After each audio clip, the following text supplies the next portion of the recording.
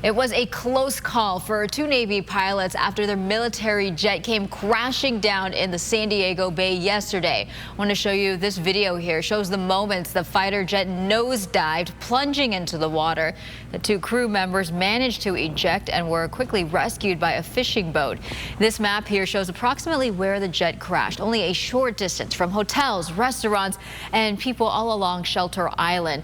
If it even flew just a second more, this crash could have been catastrophic. Now, this is a story we've been covering since moments after it happened. This morning, we're bringing you team coverage on this crash. ABC 10 News reporter Moses Small is live at Naval Air Station North Island with the latest on the investigation. But first, we want to go to my co-anchor Jared Aarons, who is live at Shelter Island, where emergency crews are still monitoring the crash site and the fuel spilling into the bay. Jared. Good morning, Melissa. They're dealing with a very wet and windy morning as they monitor this crash site behind me, and you can see they are still out on the water. We can see the boom that's in the water right now, keeping that fuel from spilling any further into the bay, and those flashing lights are the emergency crews right now keeping this area secure. The water around Shelter Island is closed to anything but emergency vehicles, and Kellogg Beach is also closed right now. The Navy says the crash happened while the pilots were trying to land. Both ejected safely and parachuted into this water, where they were rescued almost immediately by a fishing crew. This is the boat that saved the pilots. It's called the Premier. It was out on the water taking a private company on a team building experience. There were 12 people on board, plus the 4 crew members. Frank Ursity, the general manager of H&M, the company that owns the boat, says that the boat's captain saw the pilots eject and raced over to help. They got there in about a minute. He told ABC 10 News that his crew trains for emergencies, including survival at sea. And the one thing that we do know is that 2 of our nation's finest are safe and sound. This could have ended entirely differently.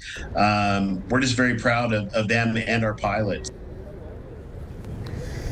Now, the pilots were transferred to a Coast Guard boat and then taken to the hospital. We don't know if they have any injuries, but we are told that they are stable. The Navy and the NTSB are leading this investigation into why the plane crashed, and they're making plans to pull it out of the water at some point in the near future. This is an EA-18 Growler fighter jet. So let's bring in ABC 10 News reporter Moses Small. He's live over at Naval Base North Island. And Moses, we have learned a lot about this jet in the last 24 hours.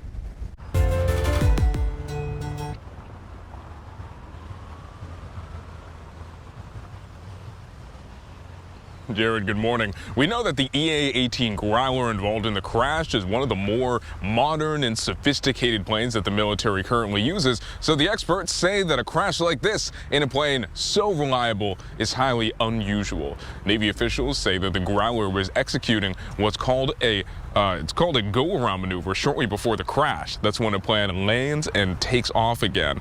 The Growler is a variant of the FA-18. That's a widely used military fighter jet, and it's part of the Electronic Attack Squadron based in Washington State. ABC 10 News talked to Dr. Rex Rivolo about this. He's an expert pilot and former plane analyst who examined the Growler when it was being designed.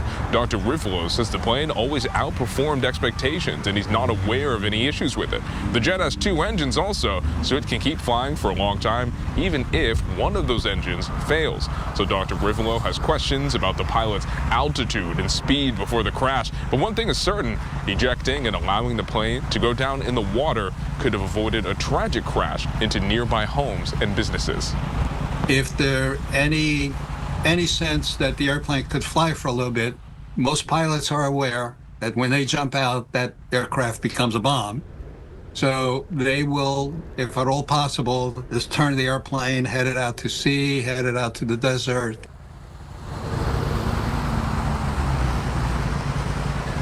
This is the second crash involving a Growler in the past few months, and 2 pilots died during an accident back in October in Washington State. Coming up in the next half hour, I have more about the investigation into this crash. But for now, reporting in North Island, Moses Small, ABC 10 News. That's good information, Moses. Thank you very much. We wanted to get as many different perspectives on this crash as we could as we all try to figure out what happened. So last night I talked to Colonel Vinny Lostetter. He is a retired Air Force pilot.